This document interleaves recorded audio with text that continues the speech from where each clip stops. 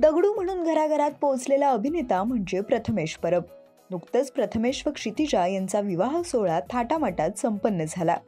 या दोघांच्या लग्नातील फोटो चाहत्यांच्या विशेष पसंतीस उतरले. अशातच आता दोघांनी त्यांच्या सोशल मीडियाद्वारे त्यांचे काही आणखी फोटो शेअर केले आहेत. प्रथमेश व क्षितिजा त्यांच्या लग्नानंतर पहिल्यांदाच फिरायला गेले आहेत. प्रथमेशने त्याच्या इंस्टाग्राम स्टोरीद्वारे एक खास फोटो शेअर केला आहे. सध्या दोघेही त्यांच्या निवांत क्षणाचा आनंद लुटताना पाहायला मिळत आहेत. तर दोघांनी काही खास फोटो शेअर केले आहेत. दोघेही बोटिंग करताना पाहायला मिळाले.